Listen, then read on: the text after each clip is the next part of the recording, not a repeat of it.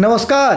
कहानी कलश में आपका हार्दिक अभिनंदन है और कक्षा 9th के लिए मैं रहीम के दोहे लेकर उपस्थित हुआ हूं। मैंने क्या किया है, एक एक दोहे की व्याख्या की है, उस शब्दों के अर्थ बताया है और उसके इनर मीनिंग जो है, आंतरिक क्या उसके अर्थ है, पीपीटी के माध्यम से उसे आपके सामने प्रस्तुत किया है। तो आइए सबसे पहले रहीम के दोहे करते हैं। रहीम का पूरा नाम अब्दुल रहीम खान खाना था। उनका जन्म 1556 ईस्वी के आसपास लाहौर में, जो अब पाकिस्तान में है, हुआ था। ये अकबर के संरक्षक बैरम खां के पुत्र थे। अकबर ने बैरम खां को हज पर भेज दिया। मार्ग में उनके शत्रु ने उनका वध कर दिया। अकबर ने रहीम एवं उनकी मां को अपने पास बुला लिया तथा दोनों की स्वयं देखभाल की तथा उनके भरण पोषण का प्रबंध भी किया। अकबर ने ही रहीम की शिक्षा की समुचित व्यवस्था की। रहीम अकबर के दरबार के नवरत्नों में से थे। वे अकबर के प्रधान सेनापति और मंत्री भी थे। वे वीर योद्धा थे और बड़े कौशल से सेना का संचालन करते थे। उनकी दानशीलता की अनेक कहानियां प्रचलित हैं और मैं आपको बताऊं, ये तुलसीदास जी के भी मित्र थे। सन 1627 ईस्वी में इनकी मृत्यु हो गई। रहीम के दोहे में क्या क्या है, एक समरी के रूप में देखते हैं। हाइलाइट्स क्या है? सबसे पहले, आपसी प्रेम संबंध के धागे को कभी झटके से नहीं तोड़ना चाहिए और इसी में है, मन की व्यथा मन में ही रखनी चाहिए। अलग अन्य दोहा है। एक और दोहा है, एक ही लक्ष्य को जीवन में रखकर आगे बढ़ना चाहिए। और एक और दोहा है, मुसीबत में मनुष्य चित्रकूट आते हैं, चित्रकूट में प्रभु राम विराजते हैं। रहीमदास जी का ये दोहा का एक अर्थ है जो मैं आगे आपको करवाने जा रहा हूं। दोहे में कम अक्षर होते हैं परंतु अर्थ विस्तार लिए होता है। इसमें दोहे की विशेषता बताई गई है। ये भी दोहा है। इसमें कीचड़ का तुच्छ जल असंख्य जीवों की प्यास बुझाता है, जबकि समुद्र के पास अथाह जल अपने खारेपन के कारण वह व्यर्थ हो जाता है। यह भी दोहा है। आगे है, बिगड़ी हुई बात लाख प्रयास के बाद भी दोबारा नहीं बन सकती है। यह भी दोहा है। जो लोग प्रसन्न होकर भी दान नहीं देते, वे पशु से भी गए गुजरे हैं। आगे है कि विपत्ति के समय अपनी संचित पूंजी ही साथ देती है। और आगे इसके अगला दोहा जो है, बड़ों की महानता के सामने छोटों की उपेक्षा नहीं करनी चाहिए। रहीमन देख बड़ेन को लघु न दीजिए डार, जहां काम आवे सुई कहा करे तलवार। अब देखिए अगला, भिन्न भिन्न अर्थों में पानी का जीवन में विशेष महत्व होता है। रहीमन पानी राखिए, बिन पानी सब सून, पानी गए न उबरे, मोती मानुष चून। ये इसी दोहे का है। आगे मैं करवाने जा रहा हूं। आगे देखिए क्या है। सबसे पहले, रहीमन धागा प्रेम का, मत तोड़ो चटकाए, टूटे से ना फिर मिले, मिले गांठ परी जाए। क्या कह रहा है कवि? चटकाए यानी चटका कर तोड़ना, झटके से तोड़ना नहीं, पड़ जाए पड़ जाती है। अर्थ क्या है? रहीमदास जी कहते हैं कि प्रेम रूपी धागे को कभी जानबूझकर झटके से नहीं तोड़ना चाहिए। प्रेम रूपी संबंध को कभी नहीं तोड़ना चाहिए। प्रेम धागे के समान ही अखंड और कोमल होता है। यदि एक बार यह धागा टूट गया तो फिर जुड़ नहीं पाता। यदि उसे जोड़ने का प्रयास किया जाए तो उसमें गांठ पड़ जाती है। कवि का आशय है, कवि यह कहना चाहता है कि प्रेम भी उसी तरह है। अगर आपने एक बार विच्छेद कर लिया तो वह दोबारा पूर्ववत नहीं हो पाएगा। संबंधों में संशय रूपी दरार पड़ जाती है ना।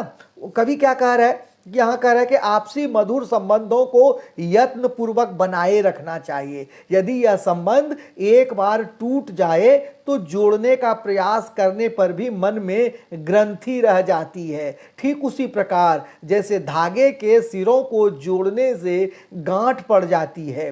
अब काव्य सौंदर्य क्या है?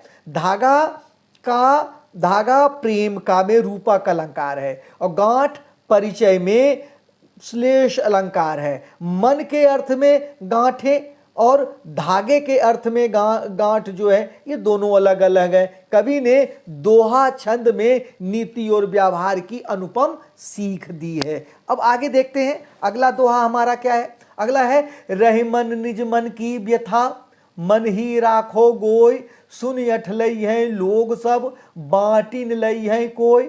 क्या कह रहा है कवि?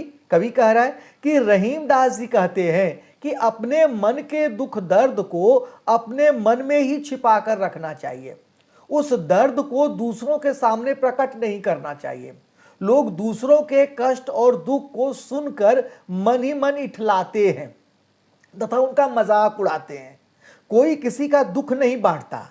कवि का आशय यह है कि जो लोग दूसरों के दुख और कष्ट के विषय में सुनकर प्रसन्न होते हैं वे किसी का दुख कम करने का प्रयास नहीं करते बल्कि जले पर नमक छिड़कते हैं। इसलिए दूसरों के समक्ष अपने दुख को कभी व्यक्त नहीं करना चाहिए। बिल्कुल सही बात है। लेकिन एक बात और है, आजकल की जो बात कही गई है कि अगर हम दूसरों के सामने अपनी बात रखते हैं तो मन के कष्ट जो हैं कुछ हल्का हो जाता है, दुख कम हो जाता है। लेकिन ये मध्यकाल की बात है। आजकल तो नया जो है आधुनिक काल में कहा जाता है कि दुख जितना बांटते हैं, दूसरों से शेयर करते हैं, उतना ही कम होता है, खुशियां भी बढ़ती हैं उसी तरह से। अगला है, एक साधे सब सधै, सब साधे सब जाय, रहीमन मूल ही सींचबो, फूले फले अगाय। क्या कह रहा है कवि? कवि कह रहा है, रहीमदास जी कहते हैं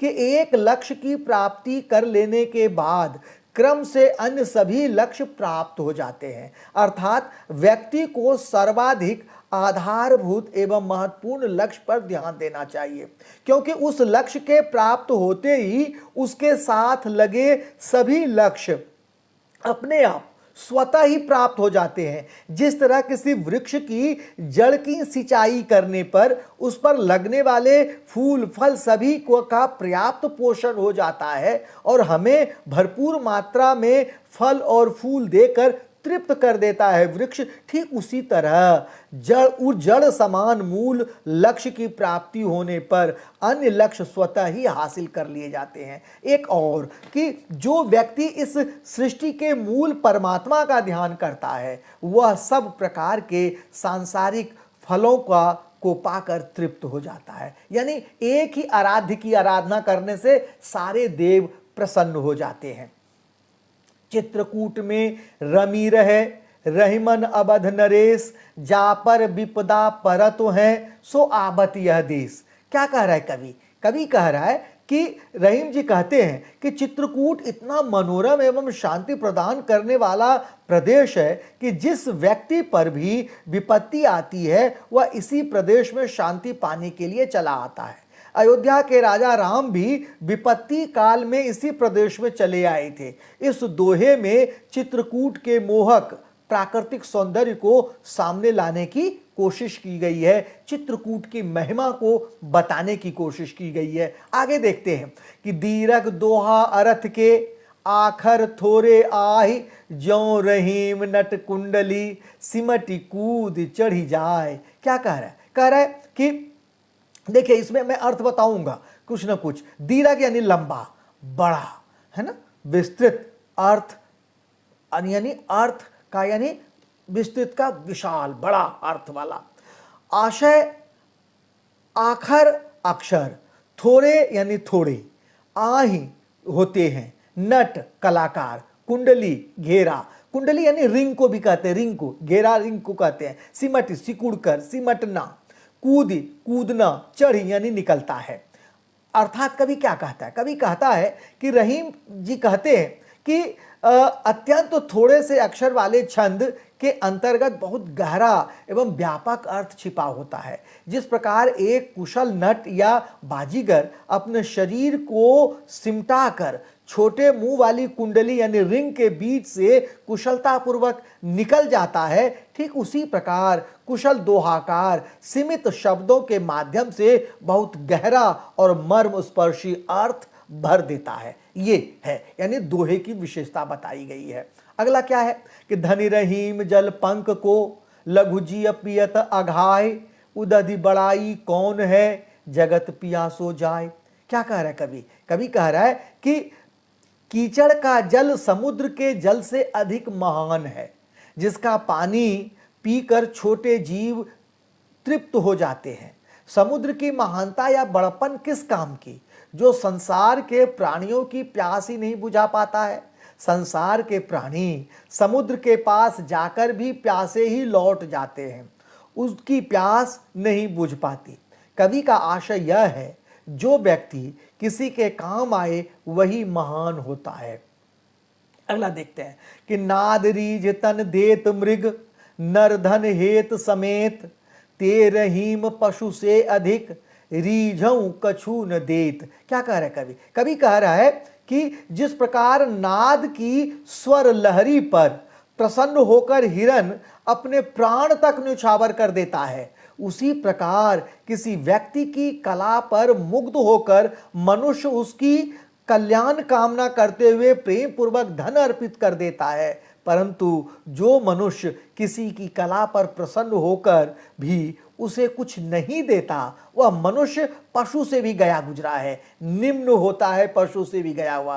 ते रहीम पशु से अधिक, यानी पशु से भी वह गया गुजरा है। कवि का आशय है कि मनुष्य को कला की कद्र करनी चाहिए। जी, कला की कद्र करनी चाहिए। आगे देखते हैं क्या कह रहे हैं कि बिगड़ी बात बनय नहीं, लाख करो किन कोई, रहीमन फाटे दूध को, मथे न माखन होय। रहीमदास जी क्या कहते हैं? रहीम अपने इस नीति परक दोहे में कहते हैं कि एक बार जो बात बिगड़ जाती है वह लाख कोशिश करने के बाद भी ठीक नहीं हो पाती। जिस तरह एक बार दूध फटने के बाद उसे कितना भी मथा जाए, उसे माखन नहीं बना सकते। उसके पनीर तो बना सकते हैं, लेकिन माखन नहीं बना सकते। ठीक उसी प्रकार जब किसी से एक बार संबंध खराब हो जाता है, संबंध बिगड़ जाता है, तो दोबारा उसे ठीक पहले की तरह नहीं कर सकते। आधारभूत गलती हो जाए तो कितना भी प्रयास क्यों न किया जाए, वह पहले जैसा पूर्ववत संबंध नहीं हो पाता है। यानी कि हमें हमेशा सोच समझकर कोई भी बात बोलनी चाहिए। अपने दोस्तों को या अपने माता पिता से तो हमें पूरे आदर के साथ बात करनी चाहिए। दूसरों से भी, किसी से भी हम बात करते हैं तो हमें पूरी तरह से सोच समझकर। बच्चे, जब हम हमारे जवान से अगर कोई बात निकल जाती है और ठीक उसी तरह कमान से अगर तीर निकल जाए तो वो दोनों वापस नहीं हो सकता। दोनों अपने जो है वो गहरा आघात पहुंचाता है। आगे देखते हैं, करे रहीमन देखी बड़ेन को, लघु न दीजिए डारी, जहां काम आबे सुई, कहा करे तलवार। करे कवि क्या कहता है? कवि कहता है कि रहीम अपने इस दोहे में कहते हैं कि बड़े अर्थात शक्तिशाली को सामने देखकर छोटे अर्थात कमजोर की उपेक्षा या उसको त्याग नहीं देना चाहिए, उसकी उपेक्षा नहीं करनी चाहिए। क्योंकि जहां सुई काम आती है वहां तलवार क्या कर सकती है, और इसी तरह जहां तलवार जो काम कर सकती है वह सुई वहां क्या कर सकती है। दोनों वस्तुओं का अपना एक महत्व है। सभी व्यक्ति का अपना अपना एक अस्तित्व है और उसका एक महत्व भी है सबके जीवन में। दोहे के माध्यम से कवि यह कहना चाहता है कि इस संसार में मौजूद सभी का अपना अपना महत्व है, सबका अपना अपना कार्य है, कोई दूसरे का स्थान नहीं ले सकता। इसलिए महान एवं बड़े लोगों को देखकर लघु या छोटे लोगों की उपेक्षा नहीं करनी चाहिए, क्योंकि उनका कार्य कोई अन्य नहीं कर सकता है। बिल्कुल सही पते की बात है ये।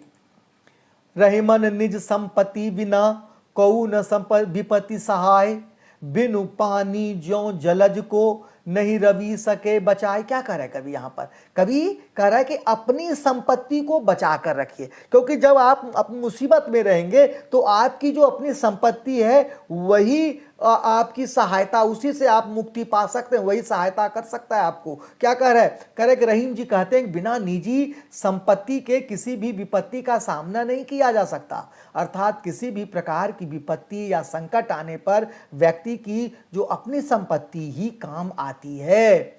जैसे बिना पानी वाले कमल को अनेक कोशिशों के बाद भी सूर्य भी नहीं बचा सकता। कवि का आशय है, यदि कमल का आधार पानी ही नहीं रहे तो सूर्य उसकी रक्षा किस भी भांति नहीं कर सकता, किसी भी तरह से नहीं कर सकता। ठीक उसी प्रकार बिना निजी संपत्ति वाला व्यक्ति का कोई भी विपत्ति या संकट में सहायता नहीं कर सकता, कोई मदद नहीं कर सकता। आगे क्या कह रहा है कवि? आगे कह रहा है, रहमन पानी राखिए, बिन पानी सब सून, पानी गए न उबरे, मोती मानुष चून। कवि क्या कहते हैं? रहीम जी कहते हैं कि यह कहना चाहते हैं कि पानी का अत्यधिक महत्व है और इसके बिना सब कुछ व्यर्थ है। कवि ने यहाँ पानी शब्द का प्रयोग 3 संदर्भ में किया है, मोती, मनुष्य एवं चून। कवि का कहना है कि पानी अर्थात चमक के बिना मोती व्यर्थ है, पानी अर्थात सम्मान के या इज्जत के बिना मनुष्य व्यर्थ है, और बिना पानी के आटा व्यर्थ है। यहाँ कवि पानी की महिमा का बखान करते हैं, उसके महत्व को अलग अलग संदर्भों में रेखांकित करते हैं। तो इसमें कवि ने दूसरी जो पंक्ति है उसमें श्लेष अलंकार का प्रयोग किया है, पानी गए न उबरे मोती मानुष चून। इसमें इस पानी का अर्थ जो है वो 3 है। मोती के अर्थ में चमक, मनुष्य के अर्थ में इज्जत और चून के अर्थ में साधारण जल। और उसी तरह से जो पहली पंक्ति है, रहमन पानी राखिए, बिन पानी सब सून, यानी यहाँ जो पानी का 2 बार प्रयोग है, दोनों बार भिन्न अर्थ है और यहाँ पर यमक अलंकार है। दूसरी पंक्ति में श्लेष अलंकार है और पहली पंक्ति में यमक अलंकार है। तो यह वीडियो आपको कैसा लगा? अच्छा लगा हो तो लाइक और सब्सक्राइब जरूर कीजिएगा। अच्छा, एक बात और मैं आपको जो बताना चाहता हूं, रहीम के दोहे में ऐसे 2 तरह के प्रश्न पूछे जा सकते हैं।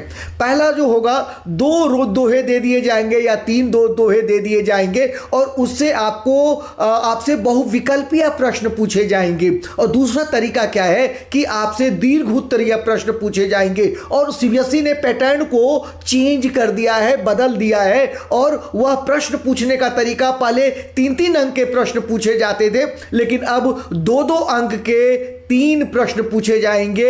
आपसे 2 अंक वाले भी प्रश्न पूछे जाएंगे और बहुविकल्पीय प्रश्न भी पूछे जाएंगे। तो दोनों तरह के मैं प्रश्न रखने जा रहा हूं, लेकिन वो अगले वीडियो में, क्योंकि इसमें वीडियो थोड़ा बड़ा हो रहा था, इसलिए यहां पर सिर्फ दोहे और उसकी व्याख्या रखी है। तब तक के लिए मैं आज्ञा चाहता हूं। अगले वीडियो की मैं तैयारी करने जा रहा हूं। आप लाइक और सब्सक्राइब जरूर कीजिए। मैं आपको धन्यवाद देता हूं और विदा मांगता हूं।